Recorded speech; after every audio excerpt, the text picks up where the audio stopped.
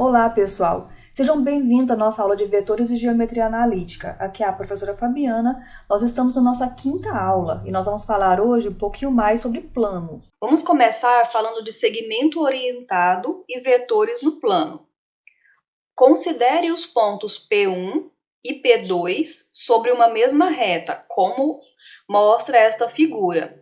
O segmento de reta de extremidades P1 e P2, denotado por P1, P2, é o conjunto de todos os pontos P de coordenadas XY, tais que o x está entre x1 e x2 e o y está entre y1 e y2.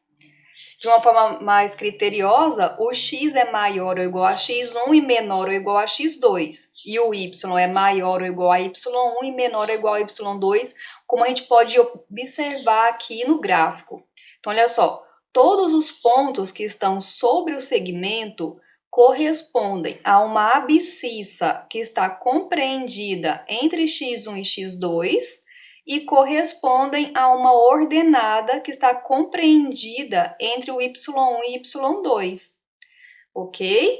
Quando os extremos ou extremidades do segmento orientado forem iguais, por exemplo, P1, P1 e P2, P2, nós vamos dizer que o segmento é nulo. Dizemos que um segmento de reta está orientado quando fixamos um dos extremos como ponto inicial e o outro como ponto final. E nós vamos ilustrar esta orientação com a seta, como nós podemos observar aqui no gráfico. Olha, nós vamos denotar o segmento orientado com ponto inicial P1 e ponto final P2 por um par ordenado de pontos. Então, o primeiro ponto é a origem do segmento orientado e o segundo ponto é a extremidade, é o ponto final do segmento orientado. E representaremos graficamente com a seta que tem a origem em P1 e a extremidade em P2. Apesar dos segmentos P1, P2 e P2, P1 serem iguais por possuírem os mesmos pontos, os segmentos orientados não são iguais. Eles são distintos porque quando a gente estabelecer uma orientação, o ponto inicial é importante, faz diferença, certo? Então, aqui nós estamos vendo no gráfico o segmento orientado P1, P2. Se formos esboçar o segmento orientado P2, P1, a seta não pode ter a ponta no P2, a ponta da seta vai ficar no P1, se o segmento orientado for P2, P1. Então, a seta do segmento orientado sempre fica apontando do ponto inicial para o ponto final. Definição 1.4 diz que o comprimento ou norma do segmento orientado P1, P2 é o número real definido por norma do segmento orientado P1, P2 é igual à distância dos pontos P1, P2. Então, nós vamos observar nas nossas aulas que muitas definições, elas utilizam a função distância para que elas sejam definidas. É uma função que é muito importante, muito utilizada na geometria analítica e na álgebra linear também. Na observação 1.1, dizemos que os segmentos orientados P1, P2 e P3, P4 possuem a mesma norma quando a distância do P1 para o P2 for igual à distância do P3 para o P4. Então, quando dois segmentos orientados tiverem a mesma distância entre as extremidades, nós vamos dizer que eles têm a mesma norma. Nós vamos dizer também que os segmentos orientados P1, P2 e P3, P4 possuem a mesma direção quando os segmentos de reta P1, P2 e P3, P4 forem paralelos ou quando os pontos estiverem sobre uma mesma reta. Então, nós poderíamos dizer que tem a mesma direção. Em relação ao sentido, nós vamos dividir a definição em duas partes. Vamos aqui, ó, na definição 1.6. Dizemos que os segmentos orientados P1, P2 e P3, P4 com a mesma direção, ou seja, eles são paralelos, né?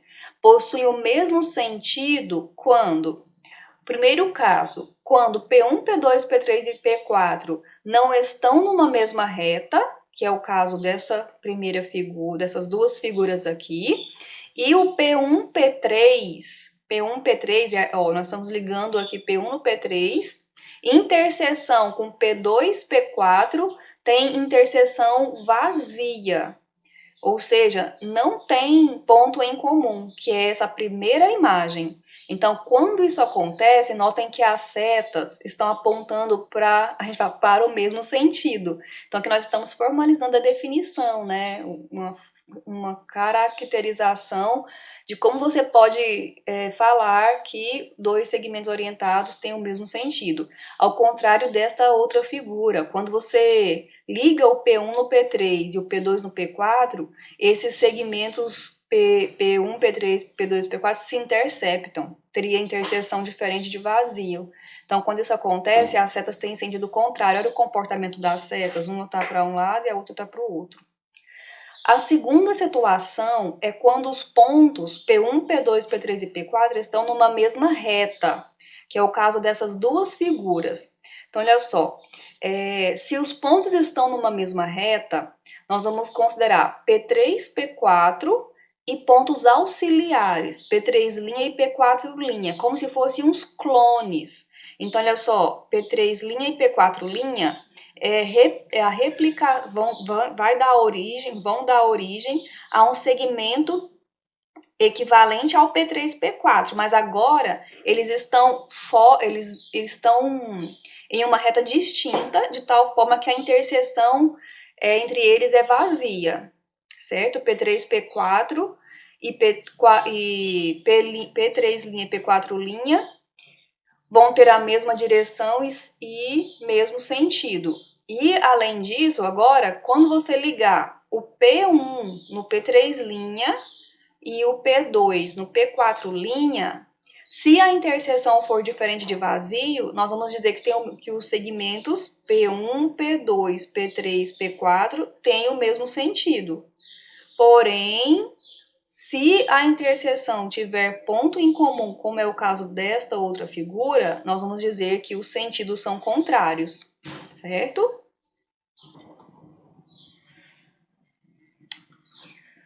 Exemplo 1.8. Sejam P1, P2, P3, P4, P5 e P6 os pontos que estão representados nesta figura de acordo com as suas coordenadas, ok?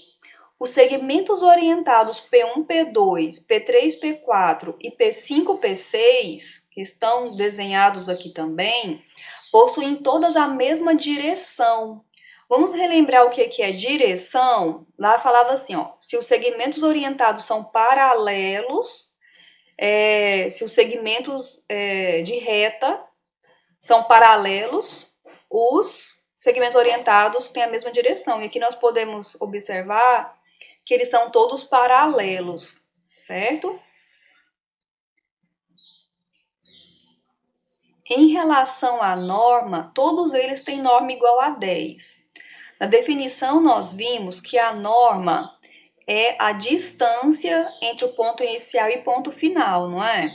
Então, como nós já vimos a função distância em aulas anteriores, vamos, por exemplo, fazer aqui a norma de P1, P2. Ó, P1, P2 está aqui. Então, P1, P2 seria a distância dos pontos P1, P2. Lembra da definição? Que é a raiz quadrada.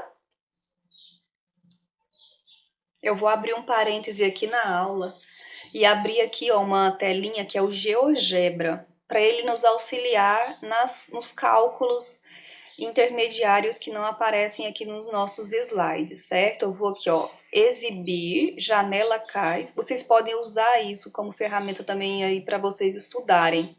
Eu vou fechar essa janela de visualização que eu não vou utilizar e vou me fixar aqui apenas na janela CAIS, que ela vai nos ajudar a fazer nossos cálculos. Então, olha só, eu estava falando para vocês da distância entre os pontos P1 e P2, né? Vou colocar de novo a janela de visualização,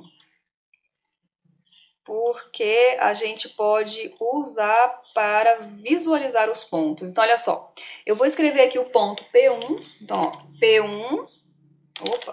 P1, dois pontos igual. Essa é a linguagem ou GeoGebra, tá, pessoal? Eu tenho que sempre colocar esses dois pontos. Ó, apareceu aqui o ponto P1. E nós temos o ponto P2. P2, dois pontos igual, que é o 4, 3.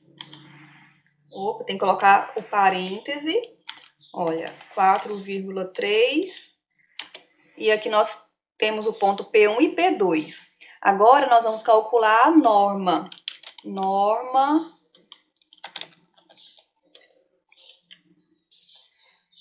Eu vou fazer o cálculo aqui da norma como vocês fariam no caderno, que é a raiz quadrada aqui é SQRT. Raiz quadrada de quem?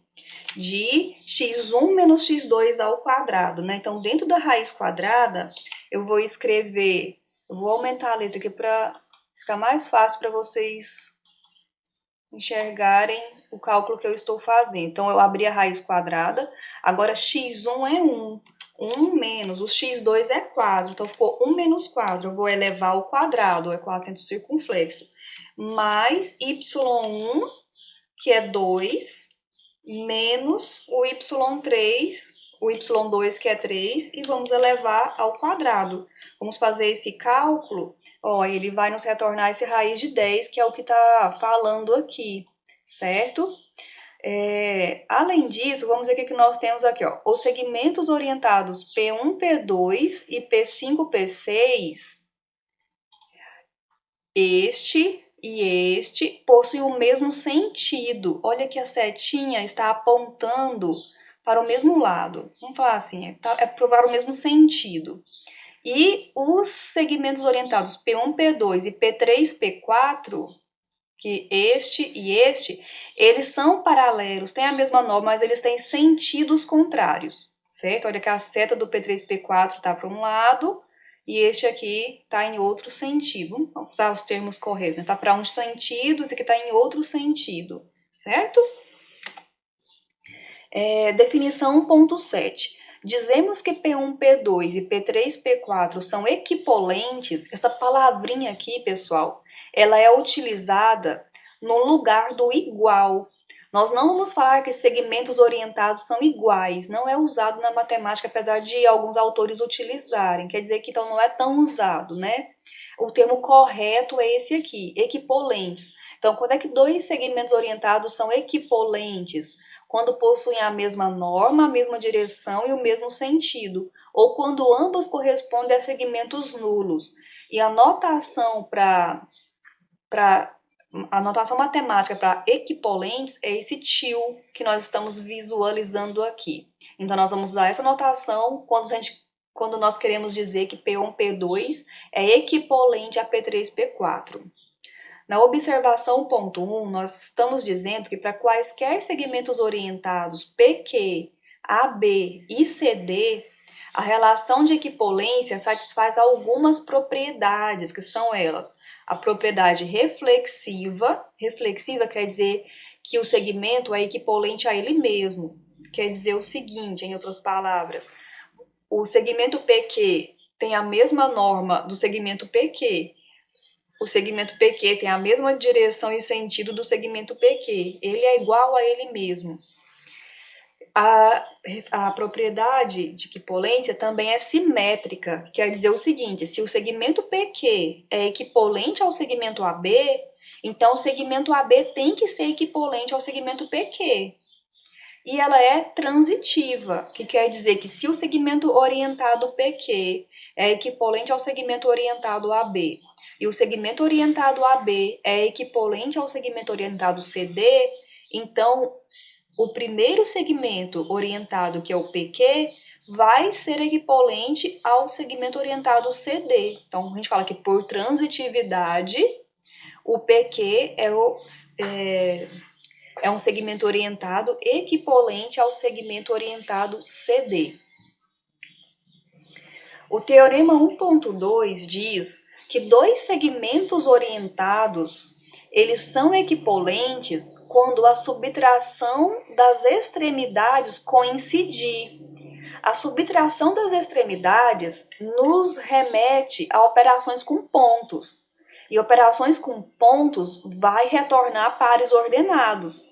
E a igualdade de pares ordenados nós já conhecemos que se dá quando as coordenadas correspondentes são iguais. Então, observe aqui nesse teorema que a análise dos segmentos orientados vai recair na análise de pares ordenados. Vamos ver um exemplo. Aqui no exemplo 1.9, nós temos P2 menos P1. O exemplo 1.9, ele está usando os mesmos pontos do exemplo anterior. Então, observem aqui, ó. O ponto P2 tem coordenadas 4 e 3. Eu vou pegar o nosso quadro auxiliar aqui, ó, para fazer os nossos cálculos. Então, nós estamos fazendo P2 menos P1. P2 é o par ordenado 4 para a abscissa e 3 para a ordenada. E nós vamos subtrair com a coordenada de P1, com as coordenadas de P1, que são 1 para a abscissa e 2 para a ordenada. Isso vai nos dar o par ordenado 3, 1. E aí, esta mesma subtração, nós vamos fazer para o P6 menos P5, que é o ponto final, menos o ponto inicial deste segmento orientado, certo? E nós vamos encontrar o mesmo par ordenado. Então, como nós temos aqui o mesmo par ordenado para essas duas subtrações, nós vamos dizer que os segmentos orientados P1, P2 e P5, P6 são equipolentes, que é essa notação que está escrita aqui. Por outro lado, quando você fizer o P4 menos P3, vamos lá fazer esse cálculo. P4 tem coordenadas menos 2 e 2. Olha, tá bem aqui, a pontinha até faltou só um tracejado aqui, né? Menos 2, 2 é o par ordenado. Menos o ponto inicial, que é o P3, que é 1, 3. 1, 3. Nós vamos ter o par ordenado menos 3, menos 1. Menos 3, menos 1 é diferente do primeiro par ordenado do P2 menos P1, que é 3, 1. Então, nós não podemos concluir que os segmentos orientados P1, P2 e P3, P4 são equipolentes. Na verdade, eles não são equipolentes. Nós colocamos esse tracinho aqui para representar que eles não são equipolentes. Bom, a definição 1.8 vai introduzir o conceito de vetor. O que é um vetor, então, afinal de contas? O vetor de coordenadas xy vai ser o conjunto de todos os segmentos orientados P1, P2, tais que P2 menos P1 é igual a xy, ou seja, o vetor é todo segmento orientado tais que a subtração de suas extremidades dê o par ordenado correspondente. A notação que nós podemos utilizar varia um pouco, de acordo com o autor, de acordo com os livros, mas nós vamos usar duas notações aqui. Uma delas, utilizando as extremidades dos pontos final e das extremidades do segmento orientado, ou seja, os pontos finais e iniciais, como aqui, ó, e uma seta por cima, ou então simplesmente uma letra minúscula. Então, essa letrinha V igual às coordenadas do vetor. Então, aqui nós temos um vetor de coordenadas XY. Quem é esse vetor? É todo segmento orientado que tem como subtração das extremidades o par ordenado XY. Quer dizer, pessoal, vamos voltar aqui no nosso exemplo anterior. Aqui nós temos P1, P2 e P5, P6. Aparentemente, então, eles são o mesmo vetor, apesar deles estarem localizados aqui em posições diferentes no plano.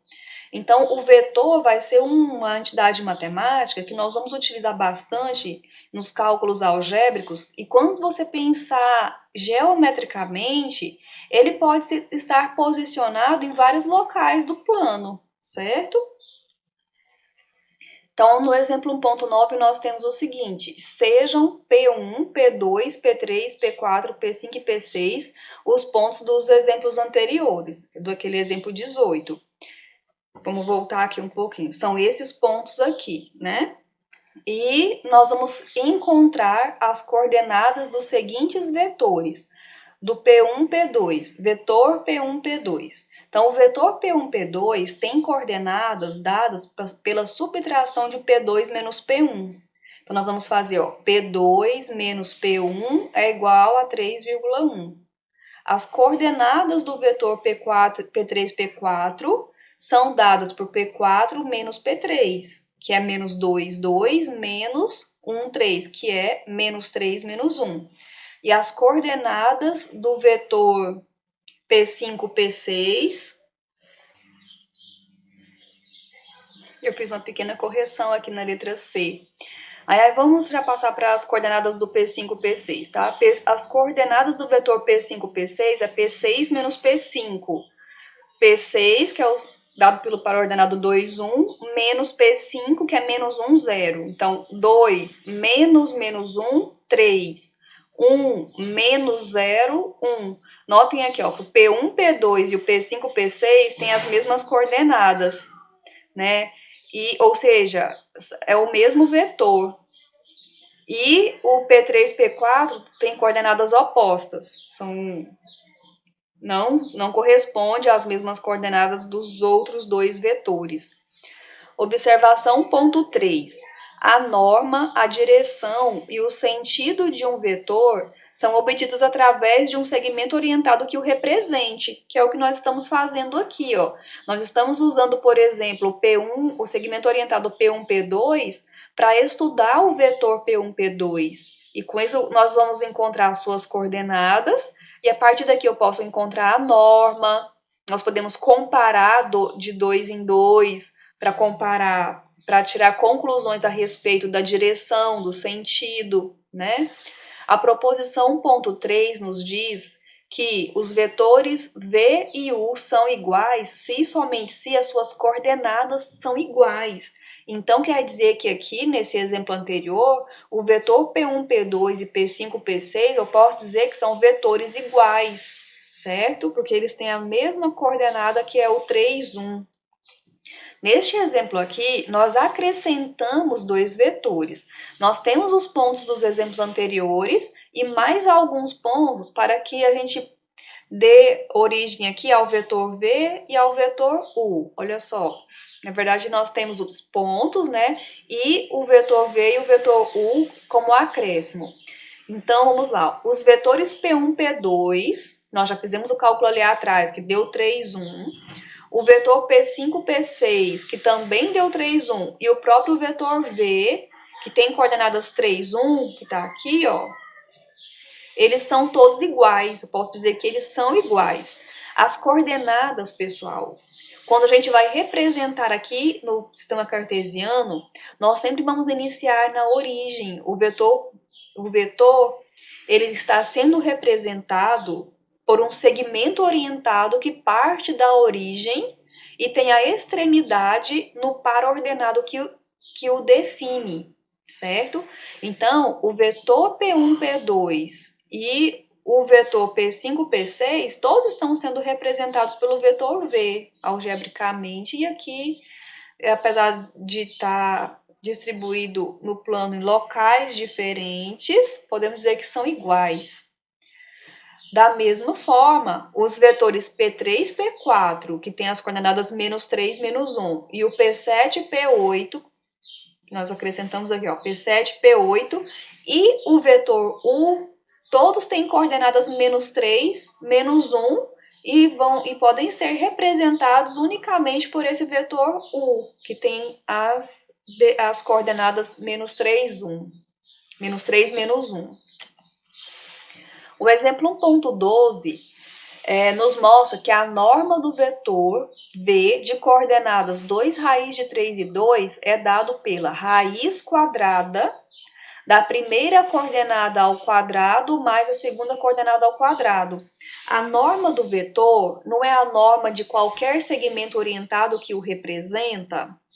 Então, nós podemos utilizar o segmento orientado que parte da origem. E como nós já vimos ali atrás que a norma do segmento orientado é a distância entre os seus pontos extremos, você vai então obter a distância entre a origem e o ponto extremo, e o cálculo vai ser exatamente a soma das coordenadas ao quadrado, que vai ficar 2 raiz de 3 menos 0 ao quadrado, mais 2 menos 0 ao quadrado. E nós vamos ter, então, 4, certo? Exemplo 1.13, nós temos P1, P2 e P3, foram pontos dados, e nós queremos encontrar um ponto P de tal forma que os vetores P1, P2 e P3P sejam iguais. Então, nós queremos que seja válida esta igualdade de vetores. Nós já sabemos que os vetores eles são definidos por suas coordenadas, que por sua vez são obtidas subtraindo os pontos das extremidades. Então, nós vamos ter P2 menos P1, e aqui nós vamos ter P menos P3. Nós queremos encontrar exatamente esse P. Então, é só isolar o P utilizando as operações com pontos que nós já vimos em aulas anteriores. Então, ó, vou pegar esse menos P3 e vou tirar desse membro. E assim nós vamos conseguir isolar o P. No outro membro tem P2 menos P1. Esse P3 que era negativo vai ficar somando estas operações que já existem aqui. Então ficou ó, P2 menos P1 mais P3. Agora nós vamos substituir os pontos e fazer as operações. Então, ó, 4 menos 1 mais 1 e 3 menos 2 mais 3. E aqui está o par ordenado que representa o vetor P. Se a gente fosse esboçar geometricamente esse par ordenado, vamos ver como que ficaria. Então, aqui, ó, no nossa ferramenta auxiliar, vamos escrever o vetor P. Aqui, pessoal, no GeoGebra, os vetores eles devem ser escritos com letras minúsculas, tá? Então, ó, P minúsculo, 2 pontos igual, e bota as coordenadas. Então, 4,4. Então, olha só, onde está aqui o nosso vetor lá no sistema cartesiano, ó, essa seta partindo sempre da origem, quando você pedir para uma representação gráfica, ok? O exemplo 1.14, nós queremos determinar os valores reais para A e B, de modo que os vetores U e V sejam iguais. Bom, aqui os nossos vetores já estão definidos utilizando pares ordenados, onde as abscissas e ordenadas estão em função de incógnitas. As incógnitas são A e B. Então, para que os vetores sejam iguais, o que tem que acontecer? A abscissa do primeiro vetor tem que ser igual à abscissa do segundo vetor, e a ordenada do primeiro vetor igual à ordenada do segundo vetor. E aqui nós temos um sistema com duas equações e duas variáveis que nós já estudamos também em aulas anteriores. Então, nós organizamos o sistema aqui, ó, colocamos o A e o B no primeiro membro e nós temos um sisteminha. Vamos resolver esse sisteminha lá na nossa ferramenta auxiliar? Quero mostrar para vocês várias funcionalidades do GeoGebra. O sistema, deixa eu só organizar aqui melhor nosso espaço. Então, olha só, um sistema aqui no GeoGebra, ele é escrito da seguinte maneira: você vai abrir umas chaves e vai colocar as equações separadas por vírgula. Então, 2A mais 5B é igual a 1, vírgula, A mais 3B é igual a menos 2. Esse é o nosso sistema. E quando você manda compilar, dá só o Enter, essa aqui vai ser, ele vai colocar um na frente no outro. Não vai colocar assim, uma numa linha e a outra equação na outra linha. Ele economiza espaço aqui, tá? Agora você quer resolver esse sistema. Então eu vou ensinar, você vai fazer o seguinte. você vai usar o comando resolver. Olha, você começa a digitar, já aparece aqui algumas opções. Você quer resolver o quê? Esse sistema. Ou você copia novamente essa equação para dentro desse parêntese. Eu dei Ctrl C, agora eu vou dar um Ctrl V, ó. Quero resolver esse sistema. Aí eu já tenho aqui a solução, ó, que é a mesma que nós encontramos aqui. Ou então, para não ter que copiar novamente, ou já podia ter escrito logo com o comando resolver, um atalho bem interessante aqui no GeoGebra é esse comando aqui, ó, cifrão. Quando você coloca cifrão e o número da células são esses números que estão aqui ao lado, onde as expressões foram digitadas. Então, se eu colocar cifrão 7, ele vai compreender esse sistema aqui. Ele vai pegar tudo que está na célula 7. Então, se eu colocar resolva a célula 7, tá falando assim, resolva o sistema da célula 7. E ele vai me dar a resposta, certo? Agora, como nós temos aqui o auxílio da visualização, é bem legal tudo que a gente conseguir, puder visualizar, né? Então, essas bolinhas aqui, olha, ele manda representar graficamente. Então, ó, essa bolinha aqui que está marcada de azul, se eu clicar, olha, o gráfico sumiu, o esboço do vetor P desapareceu, porque eu tirei o esboço. Eu vou colocar o esboço aqui do nosso sistema. Ai, não teve jeito. Eu vou escrever novamente o sistema para a gente esboçar. Só um minutinho. Olha só, vocês notem que eu clico e não acontece nada, porque eu não defini quem é A e B. Ele pode entender que é uma constante. Então, vamos reescrever utilizando, em vez de A e B, utilizando X e Y. Eu vou reescrever aqui, ó. Já reescrevi. Usando X e Y. Aí eu tenho agora o mesmo sistema com X e Y. Se você mandasse resolver, ó, vai dar a mesma solução, só mudei o nome das variáveis, tá? Eu quero resolver cifrão 10. Ó, tem a mesma solução. Agora eu vou clicar, porque quando eu coloco X e Y, o sistema já está preparado para entender que são variáveis, que são incógnitas, tá? Então, ó, o que que mostra esse gráfico aqui pra gente? Mostra, deixa eu clicar aqui também, ó. Eu cliquei aqui na solução do sistema. A solução, pessoal, é exatamente o que há de comum nas duas equações, não é? E como o gráfico delas são retas, a solução é o que é a interseção das duas retas, é o que há de comum nas duas retas. Como nós estudamos lá em geometria, na primeira parte, né, do curso, em vetores de geometria analítica, na parte de sistemas lineares, certo? Bom, continuando aqui nos nossos exemplos, vamos agora para 1.15.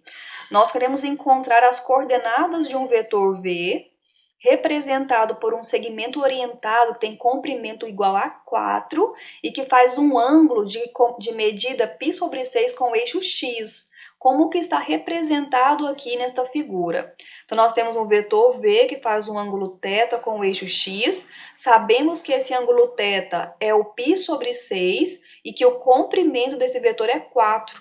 Nós queremos encontrar esse vetor em termos de coordenadas. Como nós vamos fazer isso? As coordenadas é esse cateto, observe esse triângulo retângulo que surge aqui, ó. O ângulo reto bem onde está a interseção desse pontilhado com o eixo x, certo? Então, usando as relações trigonométricas no triângulo retângulo, nós vamos encontrar o valor do x, que é exatamente a distância do zero ao x, e o valor do y, que é a distância do zero ao y, certo? Com o seno, com a relação do seno, você vai ter... deixa eu ver aqui onde eu posso escrever. Só relembrando, ó, seno é cateto oposto sobre hipotenusa, cosseno, cateto adjacente sobre hipotenusa. Então, aplicando este conceito aqui, o seno vamos começar com o cosseno, que está aqui no cosseno, ó. Cosseno, que é a cateto adjacente, que vai ser x sobre a hipotenusa, que é o comprimento do vetor, norma de V. E aí nós vamos isolar o x.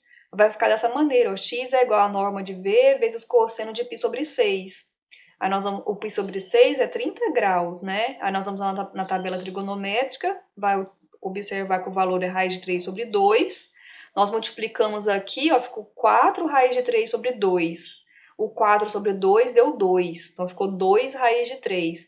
Agora, com a relação do seno, que é o cateto oposto, que é esse comprimento, que é o y, sobre hipotenusa, que é a norma de V. Isolou o y, então ficou norma de V, seno de π sobre 6.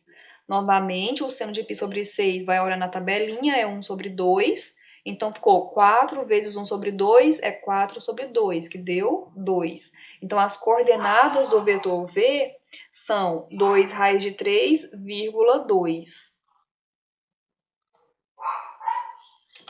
Bom, definição 1.10 diz pra gente que dizemos que um vetor V é unitário quando a norma de V é igual a 1. Então, sempre que a norma do vetor for igual a 1, nós podemos chamar esse vetor de vetor unitário.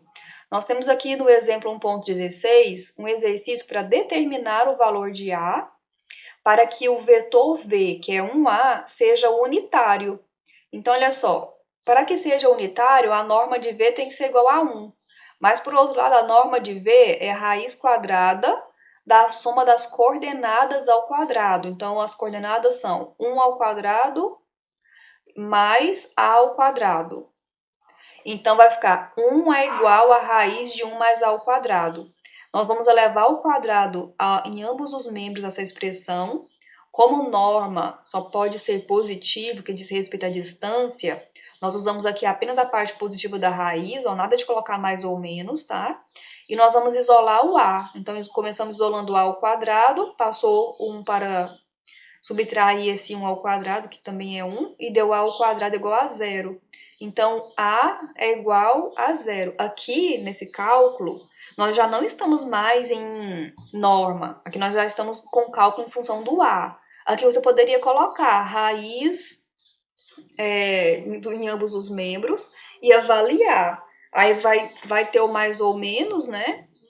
Mas só que aqui, como deu 0, você só vai ter realmente o resultado 0.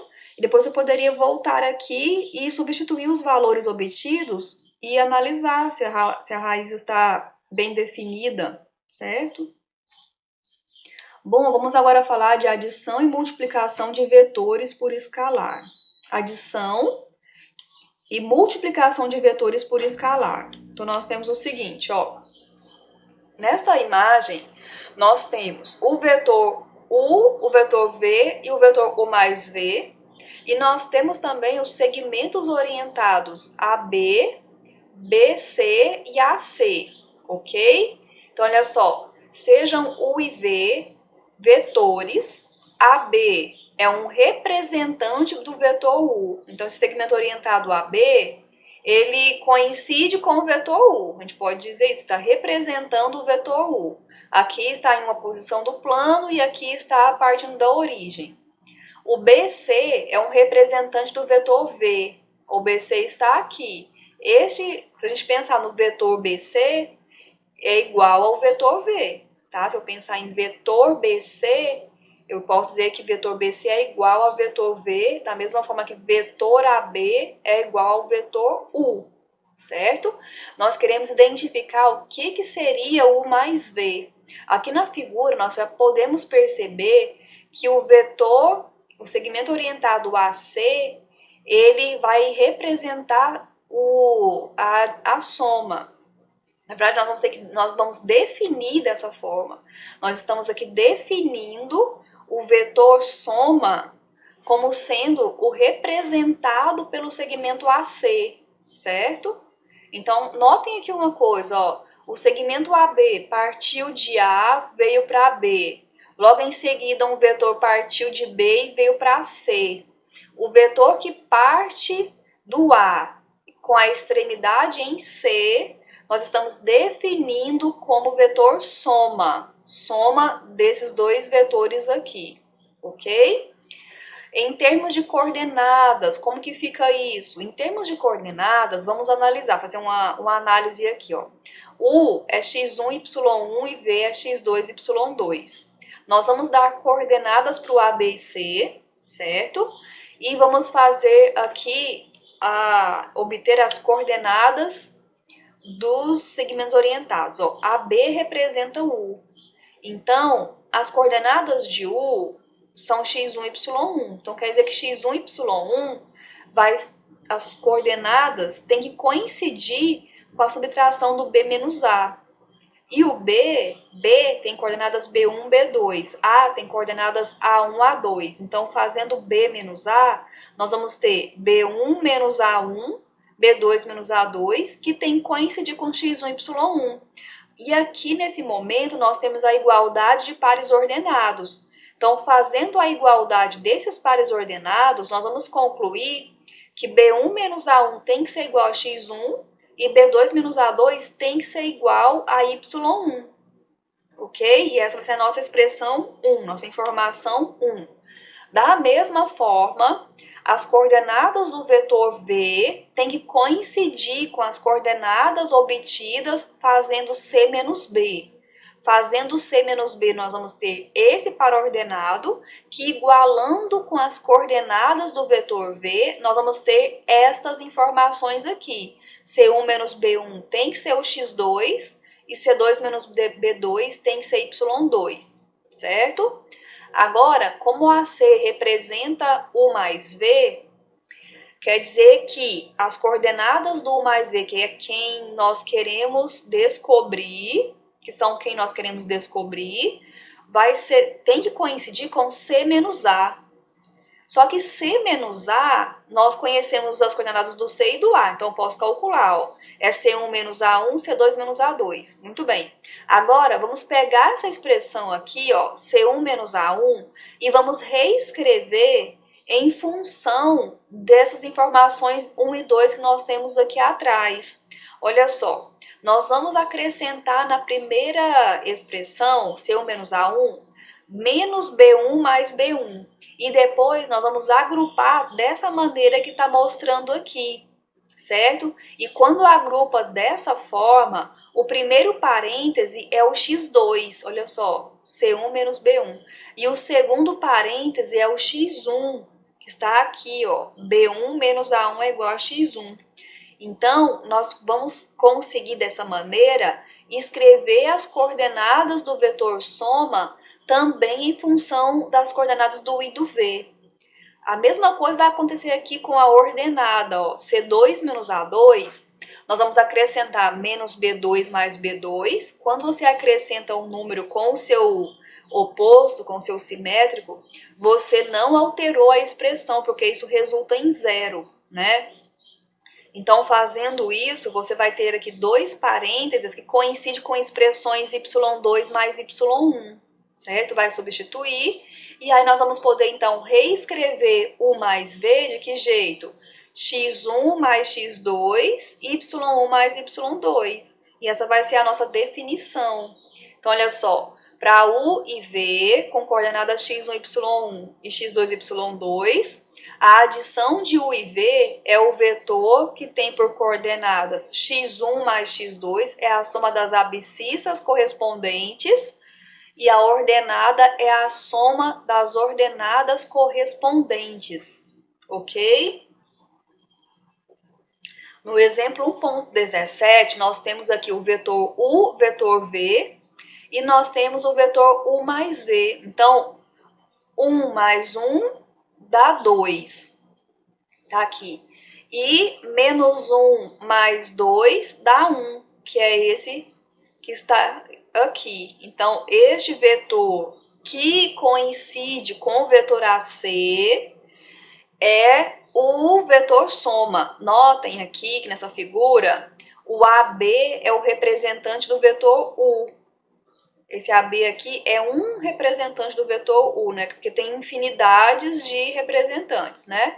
O BC é um representante do vetor V e AC vai ser um representante do vetor U mais V, ok? As coordenadas que nós temos aqui de U e de V, para a gente representar graficamente, só pode ser essas que já estão aqui mesmo, porque tem que partir da origem, né?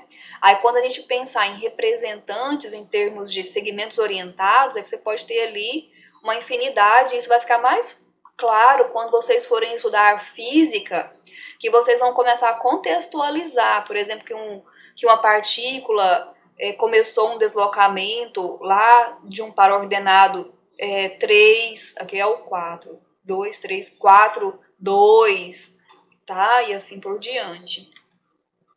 Bom, a proposição 1.3 vai listar para a gente uma série de propriedades que as operações de adição de vetores satisfazem, possuem. Então, olha só, a adição é comutativa, U mais V é igual a V mais U. A adição é associativa, então U mais V mais W é U mais V mais W. A adição possui elemento neutro, ou seja, vai existir um vetor nulo que quando você somar esse vetor nulo com U, o resultado vai ser sempre U. E a adição possui oposto, quer dizer que para qualquer vetor que você escolher, sempre vai existir um vetor oposto, que nós vamos denotar por menos U, tal que a soma de U com menos U vai resultar em vetor nulo, ok? De acordo com a definição de adição que nós definimos, que nós temos, o elemento neutro a qual essa proposição se refere é aquele de par ordenado 0, 0. E se U tem as coordenadas x, y, o vetor oposto ao qual a proposição se refere é aquele de coordenadas menos x, menos y. A definição 1.13 vai mostrar para a gente como multiplicar um escalar por um vetor. Então, nós temos, olha, dado um vetor qualquer U, o produto de e alfa, um número real, o produto de alfa por U é o vetor do R2, definido por alfa x, vírgula, alfa y. Vamos eliminar um desses pontos aqui. Bom, o exemplo 1.18, nós temos o vetor U de coordenadas menos 1U, menos 1, 1. E nós queremos calcular 2U. Então, 2U, nós vamos pegar o número 2 e multiplicar pelo vetor U. E isso vai ser executado multiplicando o 2 por cada uma de suas coordenadas, resultando no vetor de coordenadas menos 2, 2. A observação 1.3 nos diz que para qualquer vetor U e V, nós temos que U menos V é o mesmo que U mais menos V. O menos V é o oposto do vetor V. Se V tem coordenadas x2, y2, o menos V tem coordenadas menos x2, menos y2. Então, x1 mais menos x2 dá x1 menos x2. y1 mais menos y2 é y1 menos y2. E assim nós temos que U menos V é x1 menos x2, y1 menos y2. Vamos ver aqui no exemplo 1.19 como aplicar isso. Nós temos aqui dois vetores, U e V. Então, U menos V é menos 1, 1, que são as coordenadas de U, menos 3, 4 são as coordenadas de V. Então, nós vamos ter menos 1, menos 3. Tomem cuidado com os sinais, pessoal. Quando a gente está subtraindo, então, e se as coordenadas também têm sinais, você precisa usar um parêntese. Então, vai ficar 1 menos 3, só que menos com menos é mais. Então, vai ficar menos 1 mais 3, que deu 2 positivo. E 1 menos 4. 1 menos 4, menos 3. As propriedades que a multiplicação satisfazem estão esboçadas aqui na proposição 1.4. Então, nós temos, o vetor U é igual a vetor nulo, ou K é igual a 0, se e somente se K vezes U é igual a vetor nulo. Vamos analisar a partir daqui, olha só. K vezes U é vetor nulo em quais situações? Uma multiplicação de um escalar por U vai resultar em vetor nulo se esse escalar for o número 0, que é o que está escrito aqui, ou então se esse vetor for o vetor nulo, que é o que está escrito aqui, ok? Essa segunda aqui é muito importante, um vetor U é paralelo ao vetor KU, para qualquer K diferente de 0 e qualquer U diferente de vetor nulo. Então, os múltiplos de um vetor são paralelos a ele, certo? Isso pode até ser usado como critério para identificar vetores paralelos. É só observar se as coordenadas são múltiplas uma das outras, ok? O K, U e o U vão possuir mesmo sentido se o K é maior do que zero. Aí preserva o sentido. Porém, se o K for negativo, o sentido de KU vai ficar invertido, vai ser contrário ao sentido de U. A norma de K vezes U, por definição, vai ser igual ao módulo de K, né, por definição, por consequência, vocês vão concluir isso, ao módulo de K vezes a norma de U. Aqui nós tiramos, foi necessário tirar o K em módulo, módulo que diz respeito a números reais, porque a norma é sempre um número positivo. E esse K, como é um número real, ó, K e C são reais, ele pode ser negativo. Então, saindo aqui em módulo, nós vamos garantir que esse resultado todo aqui fique sempre positivo. K que multiplica U mais V é igual a K vezes U mais K vezes V. K mais C que multiplica U é K vezes U mais C vezes U. K que multiplica C vezes U é K vezes C vezes U, que também é igual a C vezes K vezes U. E 1 vezes U é igual ao próprio U. Então, é uma série de propriedades que nós vamos utilizar nas nossas aritméticas aí, nos nossos cálculos algébricos com os vetores. Como nós vamos ver aqui no exemplo 1.20, ó, nós temos os vetores U, V e W. Primeira coisa, nós queremos verificar se V é paralelo a U. Então, olha só, vetor U é 2 e menos 6, as coordenadas do vetor U são 2 e menos 6. Colocando menos 2 em evidência, nós podemos observar que as suas coordenadas são escritas da forma menos 2, que multiplica menos 1, 3. Mas menos 1, 3, por sua vez, são as coordenadas do vetor V. Então, quer dizer que U é menos 2V. E na propriedade que nós vimos aqui, ó, quando os vetores são múltiplos, eles são paralelos. Se eles são paralelos, eles também têm a mesma direção. Então, a gente poderia ter perguntado aqui, ó, verifique se U e V têm a mesma direção ou verifique se eles são paralelos, certo? No item B, nós queremos mostrar que a norma do vetor U é igual a 2 vezes a norma do vetor V. Muito bem, nós podemos calcular as normas diretamente.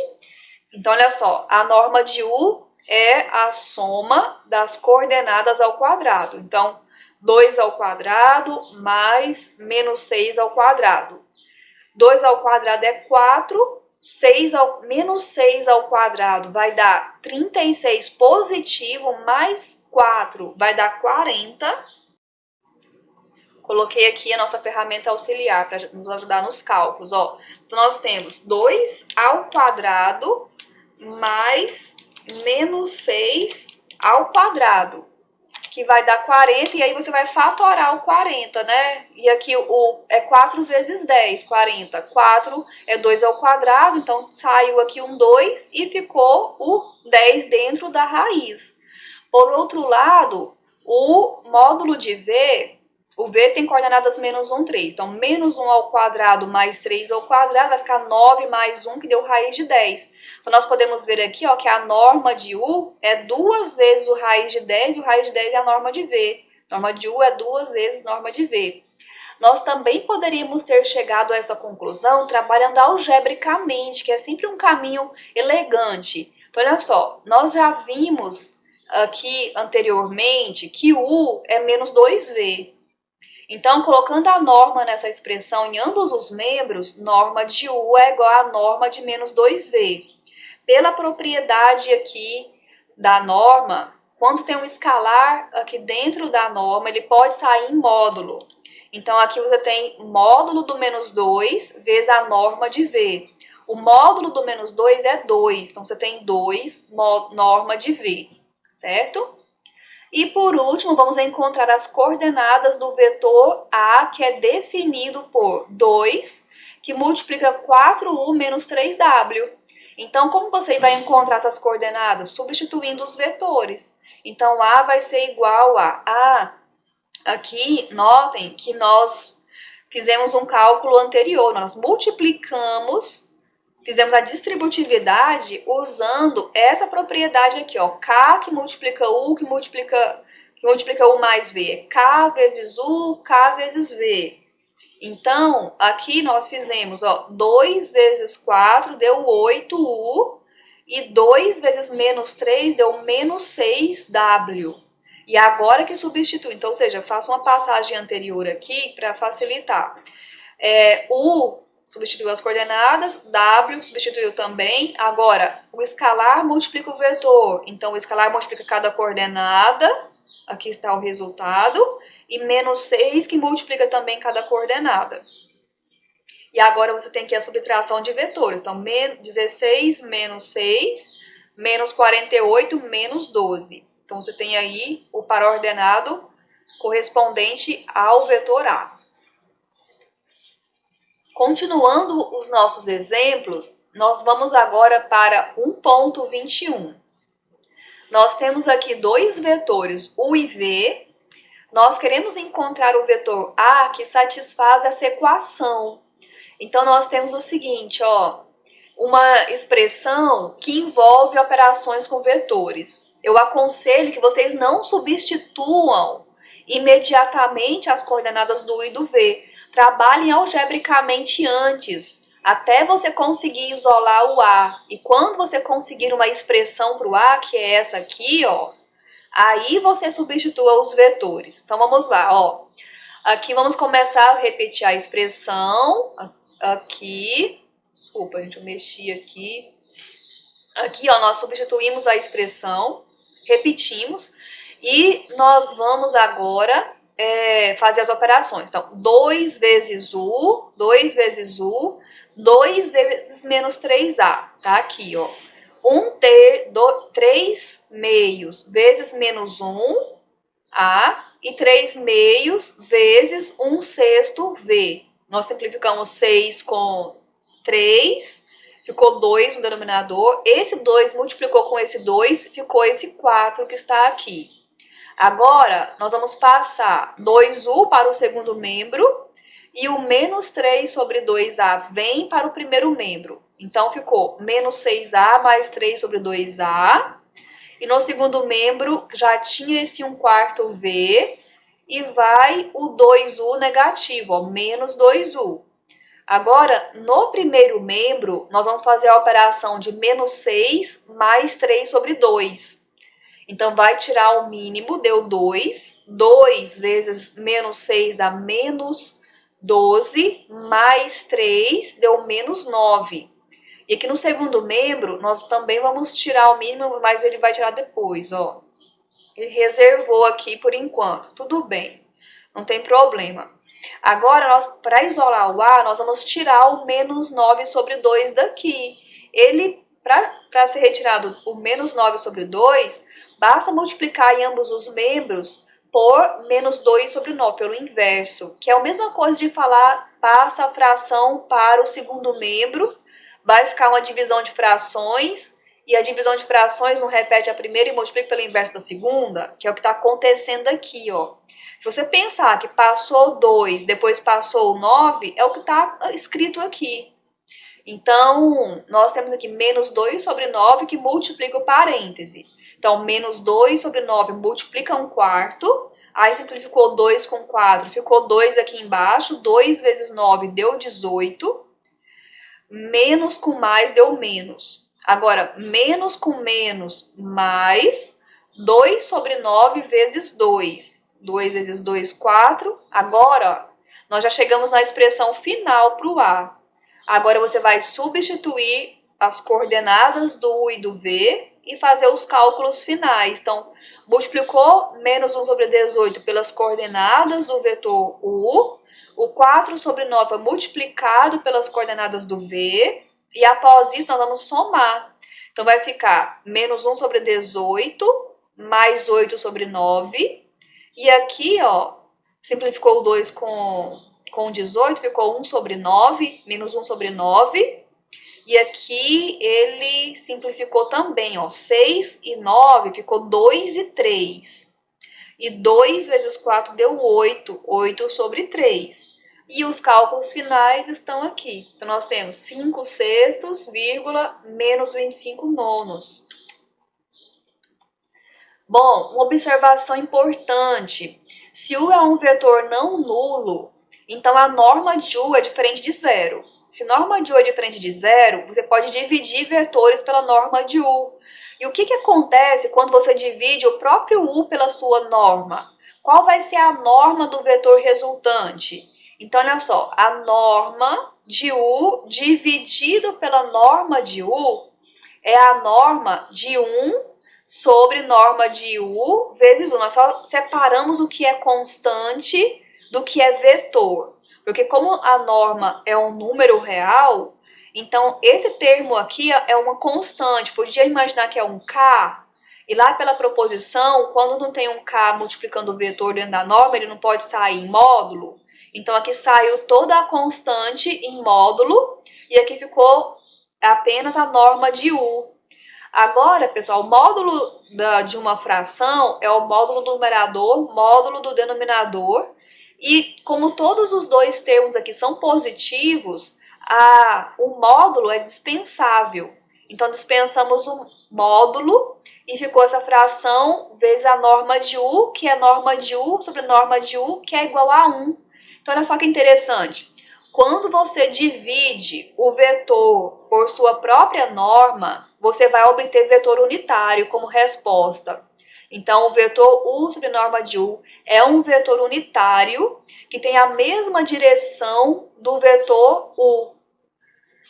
E tem a mesma direção e o mesmo sentido do vetor U, certo? Alguns autores o chamam de versor, certo? Observação ponto 6.